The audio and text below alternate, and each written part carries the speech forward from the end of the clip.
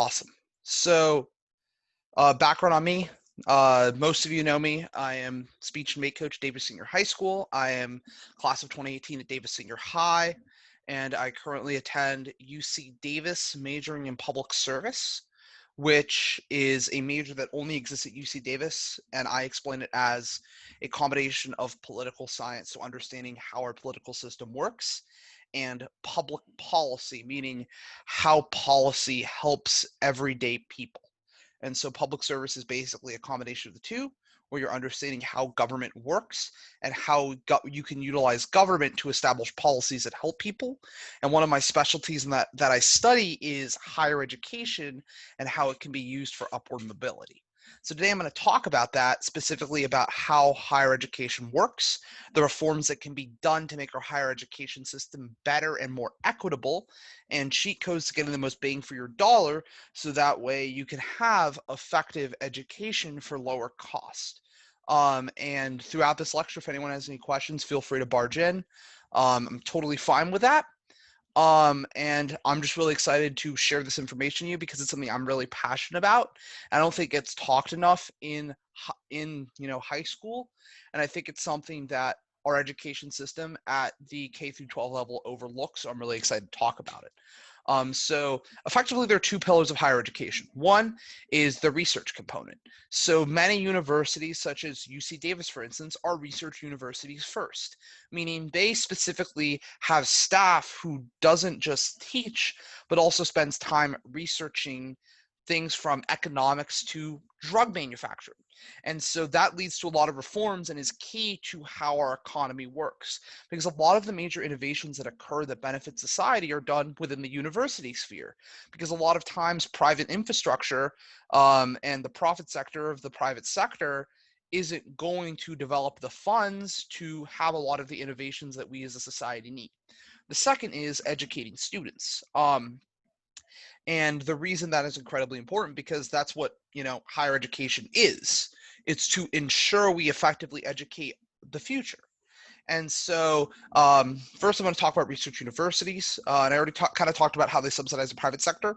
And one of the examples is DNA. So DNA as a tool to solve crimes was completely implemented because of studies done at the University of Cincinnati. So I cited one of the specific studies, and I talked about how that led to the creation of the Human Genome Project. Thousands of people have been brought to justice because of this project.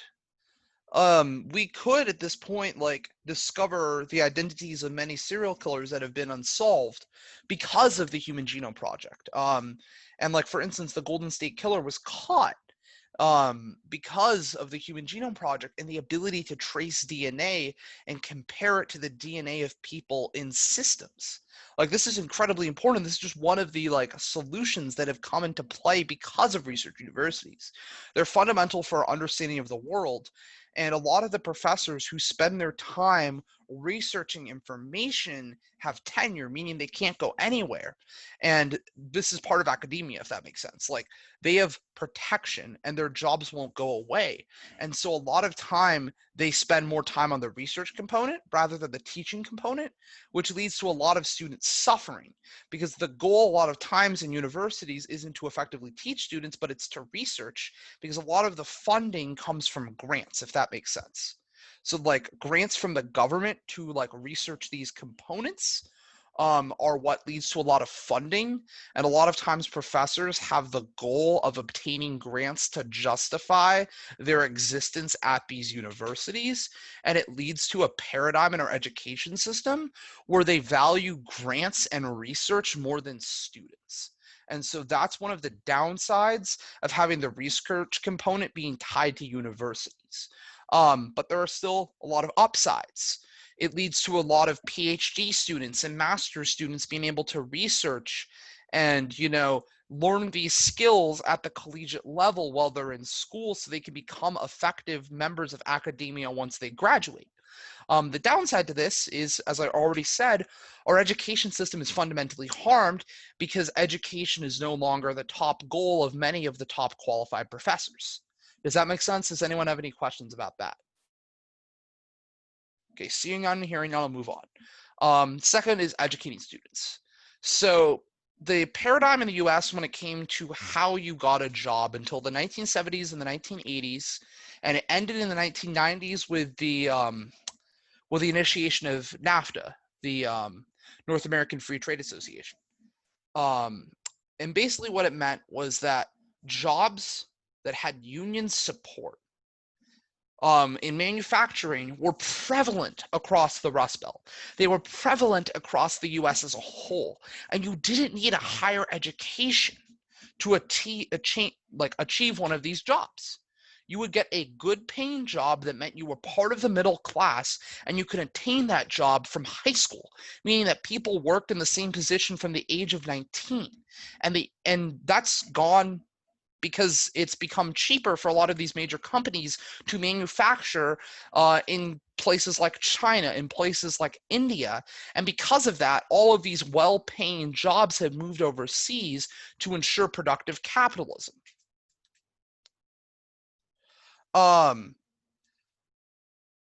Okay, I'll answer that at the end.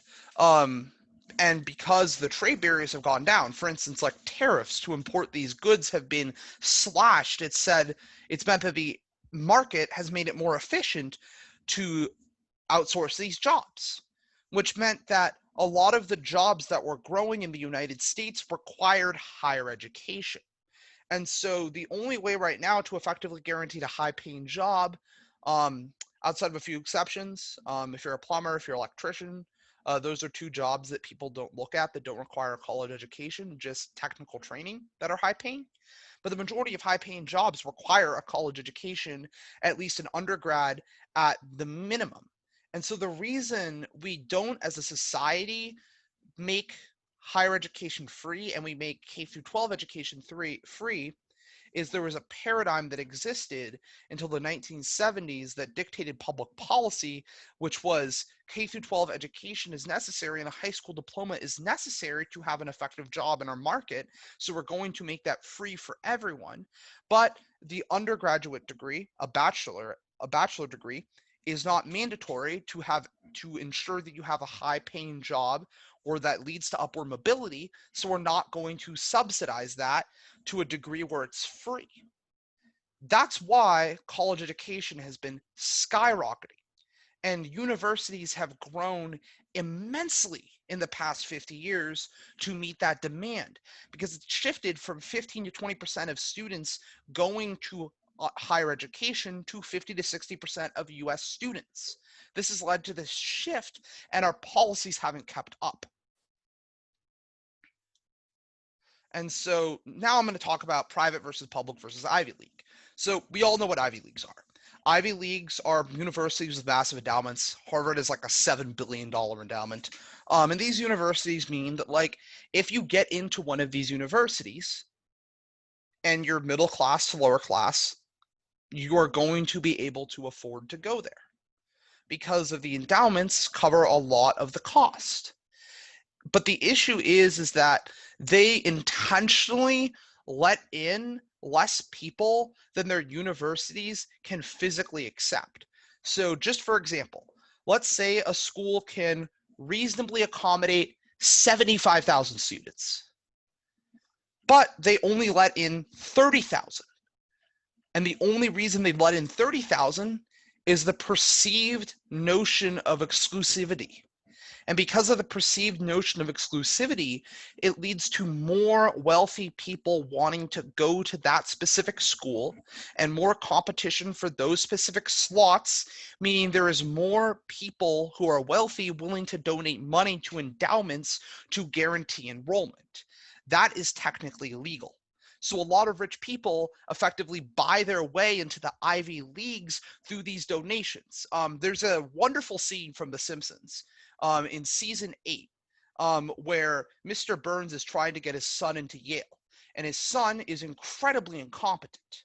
And the Yale admissions officer is in his office and says to him, how much will this cost me? I think breaks out his checkbook and is like, I feel like right now it's time for me to donate anew, and then like cuts off. And the admissions officer is like, Yale is looking for a new airport.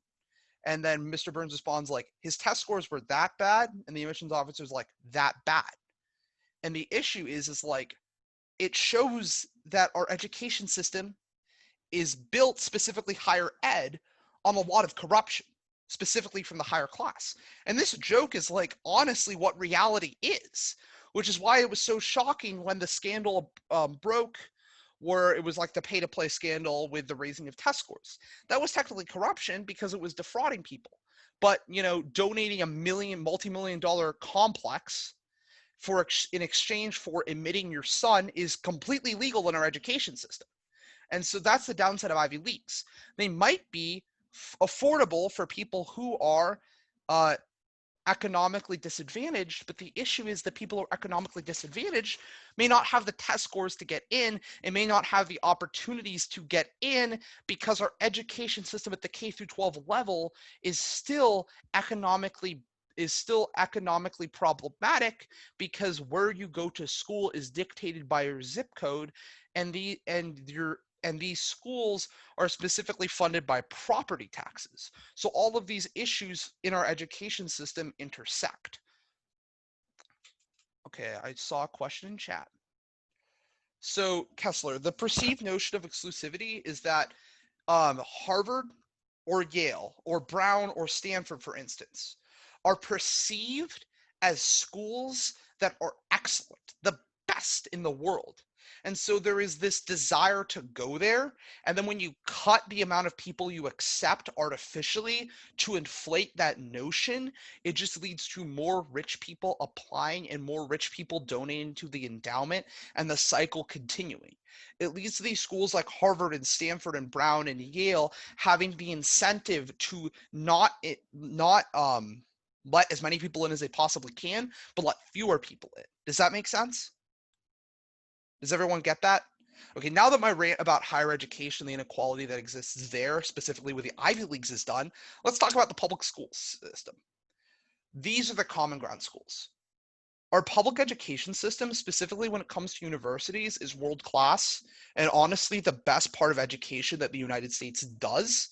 But the issue is that these systems vary wildly per state because they are subsidized per state. And it leads to basically what your education system is depends on how competent your government is.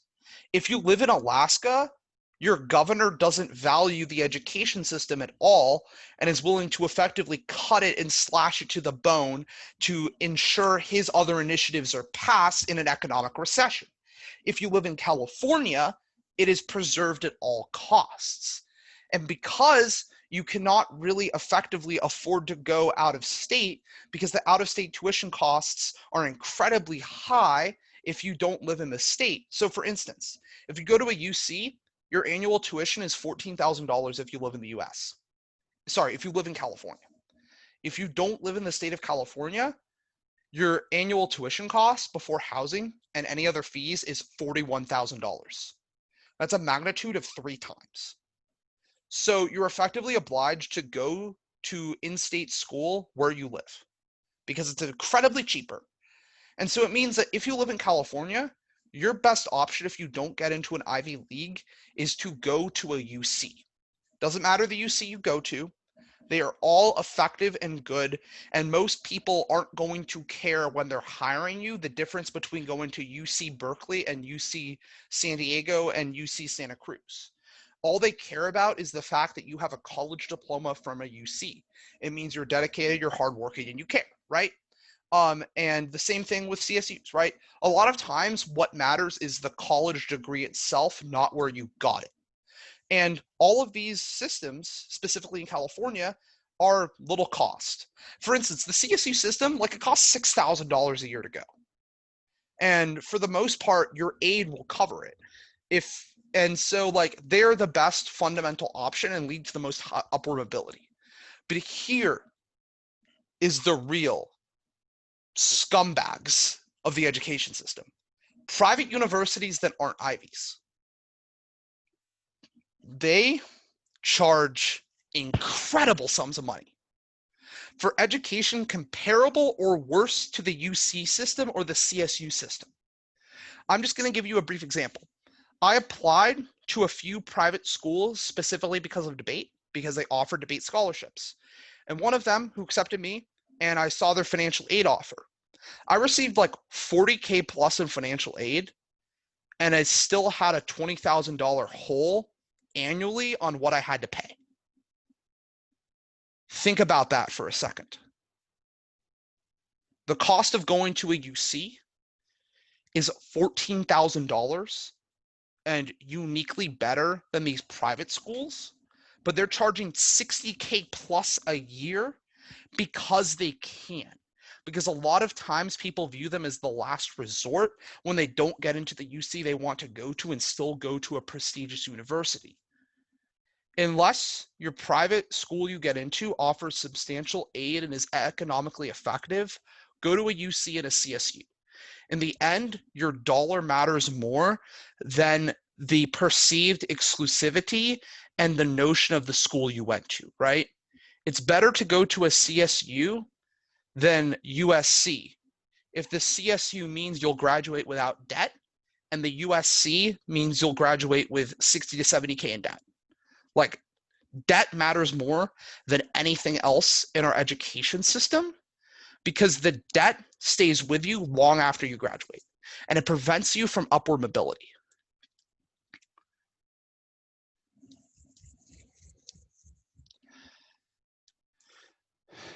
Sorry. And I think the ultimate goal is making education affordable. And I think that that's what the policymakers need to do. And there are 3 key steps for how we do this. Number 1, we need to encourage state universities at all costs because they have lower costs in total. And we also can open doors to out-of-state students. The reason the UC system has continued to be solvent, even through economic shortfalls, is because it is widely accessible and encouraged for out-of-state and international students to come here. For instance, in Davis, there is a lot of xenophobia towards international students, and there is a lot of belief, falsely, that they are taking slots from Californians. But what ends up happening with these international students is they are subsidizing the educational costs of people like me. And without these international students and these out-of-state students coming to California to study, the costs to the average student would be significantly higher. So we have to encourage these students to come to ensure that these education systems keep afloat and the costs and fees aren't raised. And we also need adequate aid. The Cal Grant system, which exists in California, is one of the best aid programs in the nation. It effectively means that if you make like under $100,000, the majority of your costs will be covered. The second thing we can do to make education affordable is encourage community college and AA degrees. Many students may not want to go to a 4-year college or may not have the educational desire to do so, but they want a AA degree so they have the technical training to be like a dental hygienist or an auto mechanic. And these programs are free for the most part in states like California and Tennessee and New York, and they allow students to go to school, get a meaningful degree, graduate, and go to a job that matters, pays well, and is fulfilling. And then the final step we can do is expand and fund the Pell Grant fully. The Pell Grant right now gives like $1,000 to $2,000 to students, which is not nearly enough. And also because many states may not have adequate education systems and education funding, students rely on the Pell Grant, and we need to expand the Pell Grant significantly for students in states where the higher education is significantly cut. Also, another reform we could do is for instance, states like California can offer in-state tuition to students in places like Alaska and other states that don't value higher education and significantly cut the budget of their higher education. So like states like Alaska, for instance, that consistently cut the budget of their 2 public universities, we can offer them in-state tuition because because their schools are crumbling and their infrastructure is crumbling, and they still deserve access to high quality education, but they shouldn't have to pay $40,000 to $45,000 a year just because their education system that they uniquely have access to is failing. Those are the solutions that we have access to make college more affordable that can be done right now with bipartisan support. Free college is something that I advocate for, but I think it's a pipe dream with our current political system. And those are like the policy things that we have to understand. It's that like we may want these policy ideas to pass, Medicare for all, free public college, but we also have to understand the unique barriers to policy making that exist in our specific understanding. For instance, the Senate is based not on population, but on state. And rural areas have less overall respect and desire to ensure higher education systems are pushed forward, whereas urban areas have a larger desire. I'm like kind of broadly generalizing, but I'm just like talking about it's hard for me to get into specifics with I'm limited on time. So like the Senate is less likely to pass pieces of legislation that benefit urban areas specifically because urban areas are disadvantaged fundamentally in the makeup of the Senate. So we have to find policies that have common ground that enable reform. So this is why I proposed all three of these solutions as ways to make education affordable. So I'm going to check for questions. Yeah, everyone can go to the bathroom. Am I still frozen? Can everyone see me? Am I good? Awesome.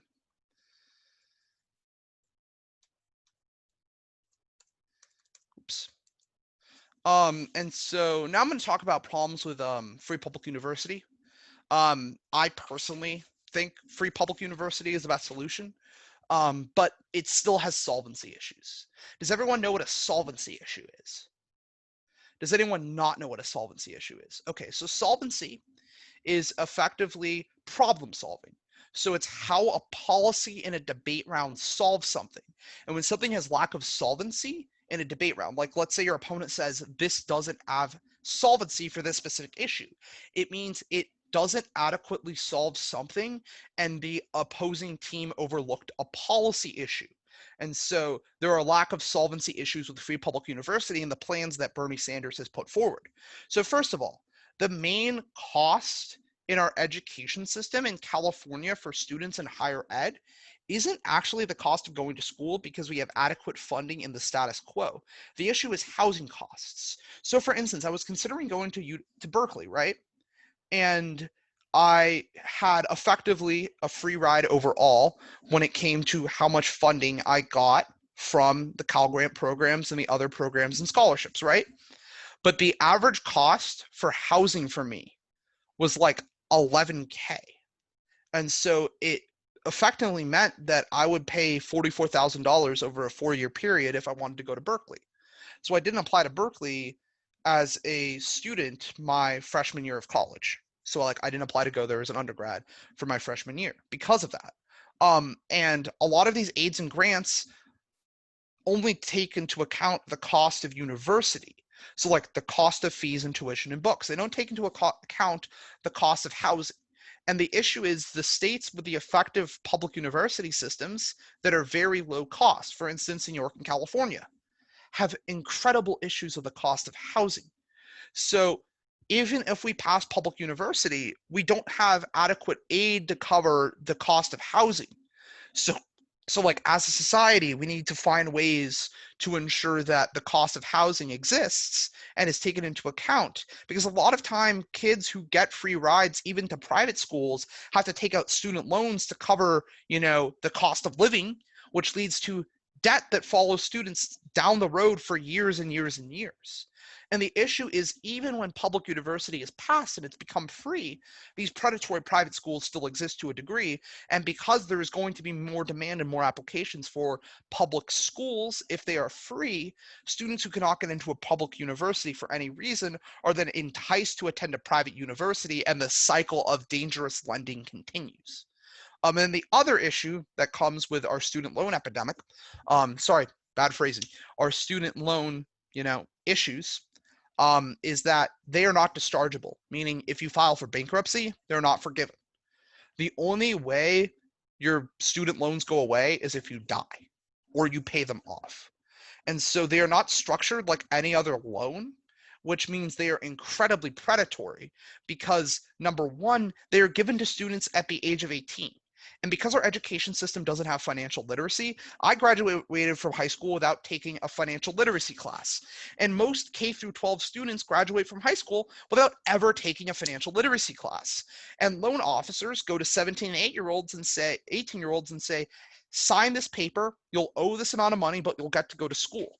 And a lot of times 17, 8-year-olds 18-year-olds aren't taught rationally to look at these loan terms and look at what they're signing up for at a young age. And so they're trapped because in our predatory loan system that they could never get out of. And that is the issue in our education system. Not lack of access, but lack of affordable access. Does that make sense? I know I'm pushing that hard, but I think that's something that a lot of high school students overlook when it comes to the college application process. And it's something that I spent a lot of time to not overlook, and the resources weren't really there, and I had to search out a lot of them myself. So that's why I specifically talk about this. And here's why I push student debt hard. The economic cost. Right now, the millennial generation is not buying houses, not having families, and they're not having upward mobility because they're trapped in hundreds of thousands of dollars in debt. And you have to, delay having a kid. You have to delay buying a house. And the economic impacts of this are huge because everyone, do you know what the biggest source of upward mobility and wealth is in this country? Unmute, each one of you, guess. I would say the situation that we are talking right now is the contracts that people are signing that most people just don't know what they're going into. So that gets them into the trap of hundreds of thousands of dollars. Good job, Kessler. So what I was asking was, what is the biggest source of upward mobility and multi-generational wealth? What do you think it is? Everyone just unmute and take a guess. Is it children? No. It's probably family, like your ancestors. No, not at all. Maybe. The contract people are signing. So that's not upward mobility. What I'm talking about is like moving up economically through each generation and wealth accumulating from each generation. So the next generation beyond you is more well off and has more overall wealth than you, right? Like the American dream is the idea that each generation is better than the previous generation. So what's the biggest source of that enables that? Higher education? Nope.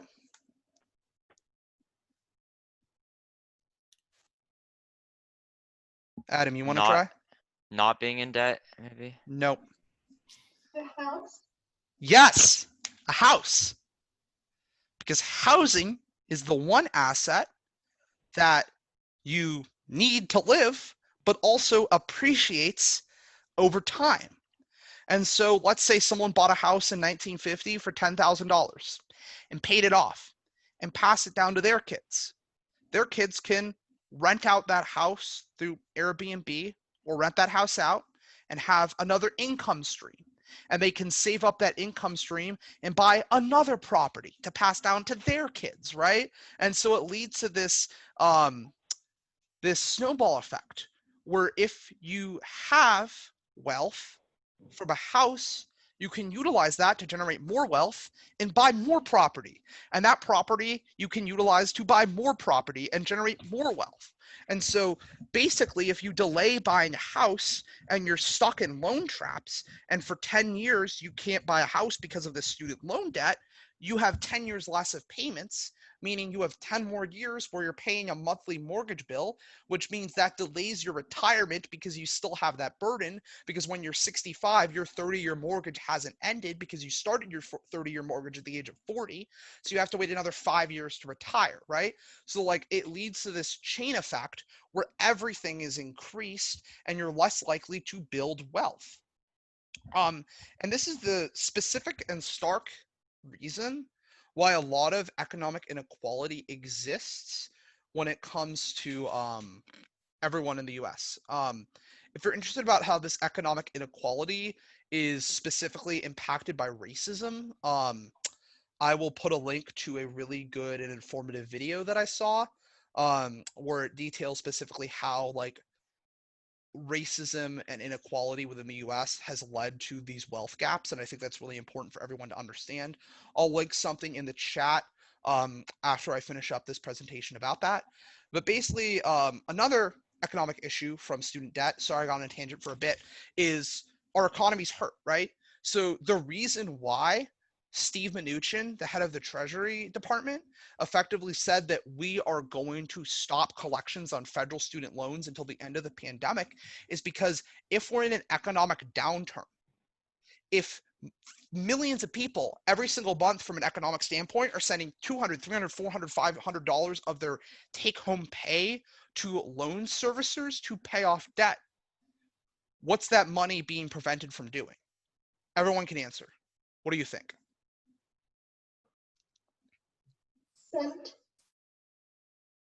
Spent, yeah, totally right. And without that money in the economy, what happens? Our economy crashes. Our economy takes longer to recover, right? Because the reason our economy recovers from recessions is through economic spending. Because let's say you spend $1 at a business. That dollar goes to the business, and the business may use that dollar to pay payroll. And then the payroll that gets paid from that dollar goes to someone who may spend that dollar at another business, which may then go to paying payroll, and that dollar may go to someone else. And so $1 in the economy has exponential power and may be equivalent to $100, $200, $300 of spending power. So every dollar you spend may have exponential consequences down the road. And that's something you don't really think about. And so when we're tying up $500, $600, $700 in monthly payments, we are preventing billions of dollars of economic recovery from being spent. And so that's why having debt is a major thing we need to avoid as young people. Because right now we are, entering the job force in one of the worst economic recessions, and with less spending money, we have less ability to put money into savings accounts, to save to ensure that we aren't toppled by the next recession. 70% of Americans who are middle class or upper middle class don't have enough money in the bank account to cover a $500 expense. Has anyone ever heard that statistic before? Okay. Basically what that means is any economic cost that's unforeseen. Let's say your car engine goes out and so you can't drive to work. You'll have to take out a loan to cover that expense, which means you get more trapped in debt. You're unable to pay off previous loans, and the cycle continues, meaning that people who make $80, $90, $100,000 a year, who are perceived as upper middle class by a lot of Americans, are not, because a majority of their income goes to paying off debt that they've accrued from the education system. And so there's no way to go for upward mobility because it effectively shoots their net worth and their net income from $80,000 pre-tax to like $60,000 pre-tax because of this expense on a yearly basis. I'm sorry I'm like pushing home the idea of student debt, but I just think that's something important you guys have to take into consideration when you apply to college down the road. Does everyone get that? I'm sorry I'm going on a tangent about this, but do you all understand why that's important? Okay, so I'm going to stop from now on this, and I'm going to talk about alternate systems of our education system. So right now, a large issue in our education system is one size fits all. A lot of people who don't really want to go to college have to learn about how to fill out college application essays in 12th grade English. In English class, they have to read books and learn to analyze them, even though they may not ever use this practical skill. We require, 2 to 4 years of high-level math when someone who wants to become a mechanic or a plumber doesn't really need this level of math. They need practical training and apprenticeships to learn this, so once they turn 18, they can enter the job market. And so Germany has effectively led to a solution where they have 3 specific pathways. The Brookings Institute outlines all of this. So all of this information is specifically from the Brookings Institute. So the practical pathway is basically a path for learning applied skills, trades. So at a young age, you go down the apprenticeship route from like year 10 of higher education, of K through 12 education, which means that you don't spend time learning about things that aren't going to be relevant to your career. You start learning and are prepared to go down the trade you want to go down from a young age. We have the blended pathways, where a student has classroom education along with practical training, meaning they, graduate with the equivalent of like a high school diploma. They can like get a collegiate education, but they're also getting practical training in what they want. So for instance, blended training has already started to exist in our education system. I'm just going to disregard that. In our education system at the higher education level. So for instance, University of California, Davis has a blended pathway for people in my degree field, public service, meaning that part of the degree requirement for my degree is spending a year in an internship program where you don't even have to seek out the internship. They find and set up an internship for you in either Washington, D.C. or Sacramento, and you spend a year taking the last classes to fulfill your major requirements while interning 5 days a week in the office of a state assemblyman or assemblywoman or a state senator or a congressman or congresswoman. And what you get to do is you get to learn practically how to be involved in the field of public service while also, getting to effectively take the remainder of your classes and get your degree. And so that's really awesome because you get college credit for the practical training for the real world implications of your job. And so programs like that are an example of a blended pathway. Does that make sense? And that's really important because it allows education to become holistic. And then there's the academic pathway, which is the traditional pathway we all go down. Those are the 3 options. And this pathway system would actually lead to a lot of solutions in our education system because a lot of for instance, I noticed this at Davis. So I'll give you a practical example. My junior year to a scheduling conflict, I didn't take APUSH. I was forced to take regular US history. And so my class had a lot of kids who were educationally troubled or practically troubled because they may not have the economic ability to go to like higher education, or they have underlying disabilities that haven't been treated when it comes to learning, or they just don't really care about school and they aren't given an alternate option. They have to take these classes to graduate high school that aren't meaningful to them, so they act up in class and don't care. And what ends up happening is it leads to kids who genuinely care and want to go down the academic pathway being harmed and distracted and unable to learn.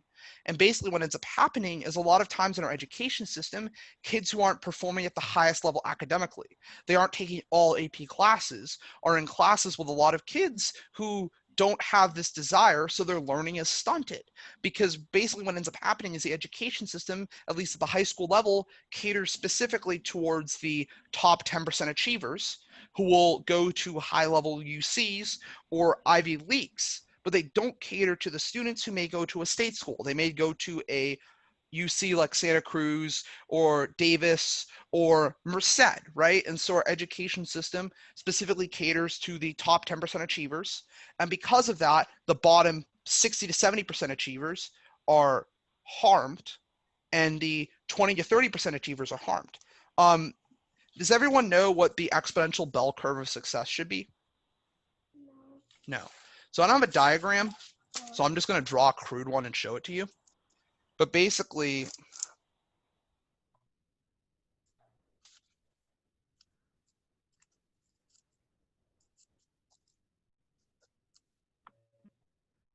so educational achievement should look like a bell curve.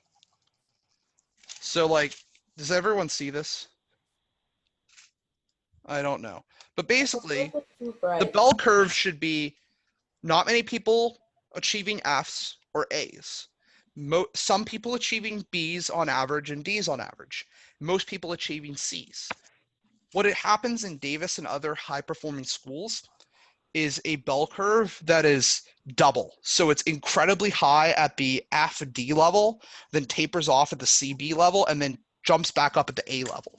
And so the gap in the middle are the kids that are getting harmed in our education system, and these alternate systems actively can reform that. Does that make sense? Does anyone have any questions on that? You can unmute yourself or ask in chat. Does anyone have any questions? Because this is kind of complicated. I'm going quick. Awesome. We're great. Oh, we got a question in chat. So the pathway would be chosen depending on a bunch of different stuff. In Germany, it's chosen at 9th to 10th grade. And you can change your pathway based on what you want to do. And if you have like a change in your interest, you can change it, right? And so this is just a proposed solution. And I think the major thing that we can do personally is reducing the stigma of other options, right? So like if our path is the traditional college path, we as a collective shouldn't shame or belittle people for going down an alternate path. And that's a culture that exists specifically at Davis High, where a lot of people are shamed and belittled for going down the community college path or going down other paths. Don't belittle them. Don't shame them. Understand everyone is their own person, has their own obstacles, their own challenges, and unless you know them at an intimate level, you can't really understand it. So just don't shame, don't belittle people, don't demean people for their choices. Understand them, appreciate them, and respect them for the choices they make. Just please don't. Please don't create this culture that exists at Davis High and many schools of elitism based on your academic performance. Because you don't know if someone who academically struggles may have a learning disability that was never diagnosed, or, you know, has economic barriers that you may not understand. Like, please understand that. Don't belittle people. If you do, I'm not going to tolerate it as your coach. And that is one of the principles that I coach under and I teach under. Everyone has their own right to their own choices. Everyone has unique struggles and situations, and we as a collective have to understand and respect that and honor that. Does anyone have any issues with that? Awesome, because everyone needs to find their own path. Harvard and Stanford is going to be a pipe dream for 99% of the population. If you're incredibly motivated and talented and you work hard and you know you can achieve it, do it. Me saying this isn't to demean you, but I'm saying that the best possible outcome in the education system isn't there for most people. So we have to respect and understand those choices. I don't know. And so just continue practicing what I preach, okay? And then I'm going to stop sharing right now. And I'm going to pause the recording